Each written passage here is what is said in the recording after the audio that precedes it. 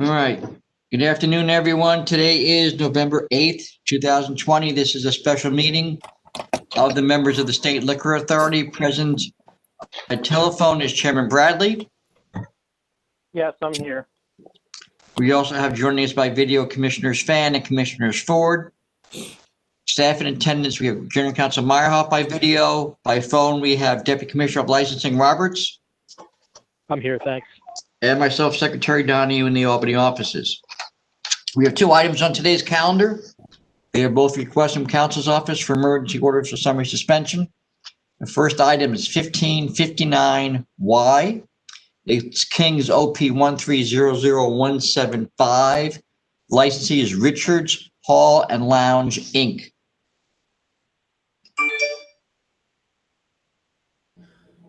Good afternoon, Stephen Armstrong on behalf of Council's office in support of the summary suspension of this licensee located at 9404 Avenue L in the Canarsie neighborhood in Brooklyn.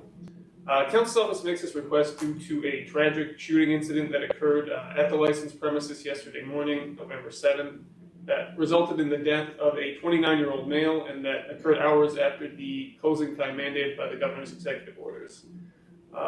For background, this is an OP license with a method of operation as a restaurant. License was first issued on July 10th of 2017. It's located in a mixed-use neighborhood. There are a number of houses and other residential properties directly behind the establishment. Now, as to the incident itself, on November 7th at approximately 2:30 a.m., police received a 911 call for a gunshot victim in front of 1425 East 94th Street. This address corresponds to a house that is immediately adjacent to the rear exit doors of the premises. Upon arrival, police found an unconscious, unresponsive male lying on the sidewalk with apparent gunshot wounds. A small crowd had gathered around him, and two passersby were attempting to administer aid. Officers immediately called for EMS and secured the scene. And while they were doing this, an officer heard someone in the crowd say that the victim had been shot inside of Richards Hall and Lounge. Officers then attempted to enter Richards, but found both the front and rear doors locked, with no response from inside. Officers were eventually able to force entry through the rear door, and upon entering, they found 9 people inside, including the licensee's sole principal, Richard Barrows. Inside the premises, officers found 3 shell casings near the rear exit door, as well as blood in the rear entrance area. The victim's phone was later found sitting on top of the bar counter inside. Mr. Barrows told police that he had been in the kitchen and he didn't know what happened, claiming he could not remember the password to the surveillance system at that time, although he did turn over the system to the police for investigation. Victim was taken to the hospital immediately, but tragically was pronounced dead at 3:27 that same morning. According to the 6-9 precinct, no arrests have been made as of this morning, but the investigation is, of course, ongoing. Following the incident, SLA investigator Charles Travali called Mr. Barrows to discuss the incident. Barrows again claimed he did not know what happened, that he heard the gunshots, then police sirens shortly after. He did confirm they were still operating as of approximately 2:30 a.m. when the shooting took place, and at least some of the people who were still inside the location were customers. This is a clear violation of Executive Order 202.61 and the accompanying Department of Health guidance, which requires all service to stop at midnight and for all patrons to leave within 30 minutes. Mr. Barrows claimed he was not aware of this restriction. And while certainly this executive order violation is secondary to the shooting that occurred at the premises, it is indicative of the lack of supervision being exercised by this licensee. And Council's office believes that the continued operation of this premises poses a risk to the public health, safety, and welfare. And based on this record, I ask that the members vote to summarily suspend this license pursuant to Section 413 of the State Administrative Procedure Act. Thank you. Thank you, Stefan. Just members, we will stay in touch with the police, and if we can get the video footage of what happened inside, we can see whether or not that evidences other violations. So we will stay in the saddle on that. All right, with that, Commissioner Fan, do you have any questions? Stefan, do they have a time restriction on their license? I don't believe so, other than the executive order restriction. Okay, thank you. Commissioner Ford, do you have any questions? The license that's pictured in the materials, it says 7/10/2017 to 6/30/2019. I assume that's been renewed, so they're currently licensed. I believe so. That's, Okay. yeah, I did not check. The license is currently active, though. Okay. All right. Thank you. No further questions. Chairman Bradley, do you have any questions? I have no question. All right, with that, I'll take the vote of the members. First, Commissioner Fan, Based on the evidence presented by Council Armstrong, this location is clearly an imminent threat to public health, safety, and welfare, and I vote to summarily suspend this license. Commissioner Ford, Based on evidence provided by counsel, I find this establishment to be a threat to the public health, safety, and welfare, so I vote to summarily suspend. and Chairman Bradley. I vote to summarily suspend based on the presentation by council. This licensee clearly become a threat to the public health, safety, and welfare. Next item we have is 1559Z. It's NASA OP 1262125, Raise and Raise Corp. Good afternoon, board. This is Alex Lloyd for Council's office. Council's office presents to the members of the authority to consider an emergency order of summary suspension for the retail on-premises liquor license of Reyes and Reyes Corp. doing business as Bachata. It's located at 214 Fulton Ave, Hempstead, Nassau County. The license was issued on 9/6/2012 and expires 8/31/2022. On November 6th at approximately 11:55 p.m., going over into November 7th, a joint inspection was conducted by the Hempstead Police Department, the Nassau County Fire Marshal, and investigators Trevally of the SLA. During this visit, they observed at least 3 employees, a security guard, and a bartender, first of all, not wearing their masks, and the third employee, another bartender, wearing her mask so that her nose was exposed. At the premises, investigators Trevally counted at least 71 patrons. The maximum occupancy of the licensed premises is 88 patrons. So that's approximately 80% of the maximum occupancy, which is 30% over the 50% limit.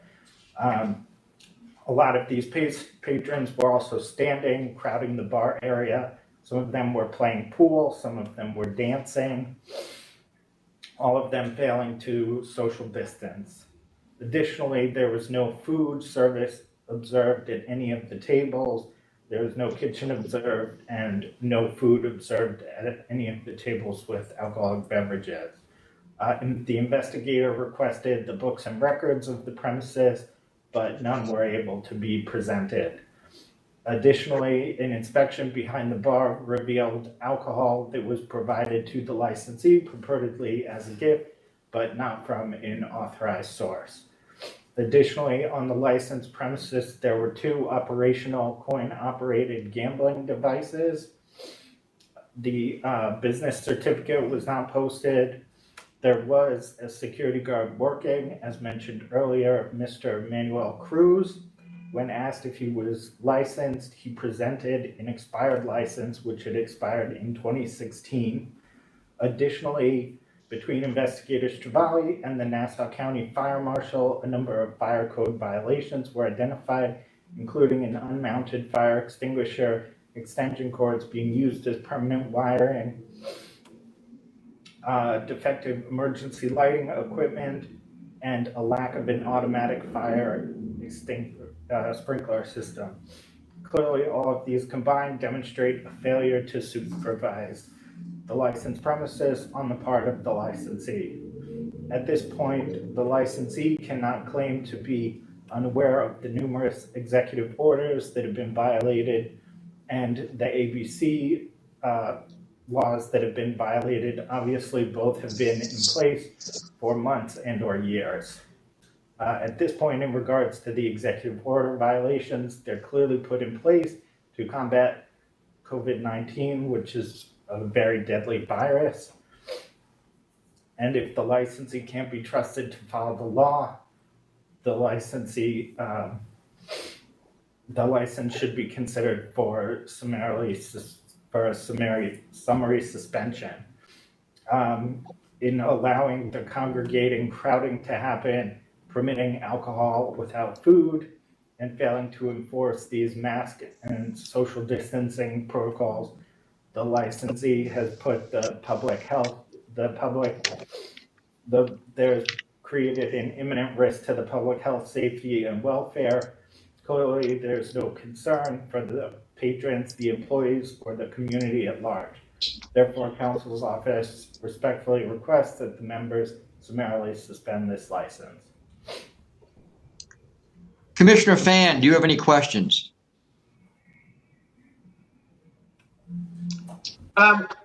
So the license premise is first floor and second floor, Alex? As far as I understand, is only the first floor. So the DJ on the second floor is not part of the license premise? Oh, the DJ on the second floor, no. That was unclear because as far as I understood, there was only a diagram detailing the first floor. I wasn't able to get any further clarification on whether the second floor was licensed or not. Okay. Some of Are they allowed to have a DJ? Since the method of operation is old, it only listed live music or recorded music. So at this point, it's not clear whether that included a DJ or not. Okay, but the operating company, there's no business certificate. And you said they have an active license or they don't have an active license? The license is active. The license is active, but the one they presented expired in 2016. Oh, no, that was, sorry, the license for the security guard. He was unlicensed. Oh, I see. Sorry, I got confused about that. Okay, got it. Okay, thank you. Commissioner Ford, do you have any questions? On the application, yes. On the application, it said kitchen or food prep area were both checked no. So on the application, so could they even be open without either? So, I mean, as far as I understood, the initial application was Yeah. checked no and no. And then an amended application was checked with both of them. Actually, an amended application was submitted with neither of them checked. So it was a little unclear as to what their food situation was. I was not able to clarify that with licensing at this time. And as far as I understood, the diagram on the first floor didn't show any food prep area or kitchen. So I'm not sure exactly if that means they can't be operating at all or the requirement may not apply to them. That seems a gray area. But regardless, there wasn't any food there, Right. as Agreed. there is supposed to be of some type right now, one way or the other right now. So, Right. okay. In theory, Commissioner Ford, they could meet the minimum food requirement of a tavern if they had a microwave and some minor food items without having a food preparation area on their diagram. Although this does look a little suspicious, and we wonder whether they've ever had food available. But certainly right now, they not only have to have it available, they're not allowed to serve alcohol Without it. beverages without it. Yeah. So Okay. that's a violation. They are a bar tavern or a restaurant, Alex?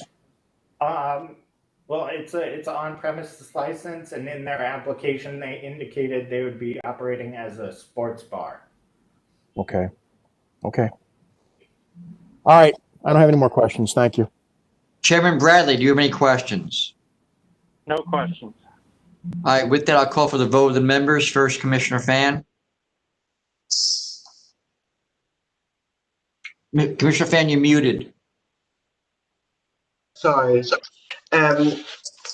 Based on the evidence presented by council, it's clear that this location is an imminent threat to public health, safety, and welfare. I'm voting to summarily suspend this license. Commissioner Ford, Based on evidence provided by council, I find this location to be a threat to the public health, safety, and welfare, so I vote to summarily suspend. and Chairman Bradley. Based on council's presentation, I vote to summarily suspend this licensee. It's clearly a risk to the public health, safety, and welfare and is violating multiple executive orders. Okay, Chairman Bradley, I have nothing else on the calendar. Do you have anything else? No, thank you all for coming in on a Sunday. All right, with that, this meeting is adjourned. Thank you. Thank you, Tom. Thank you, everybody. Thank you.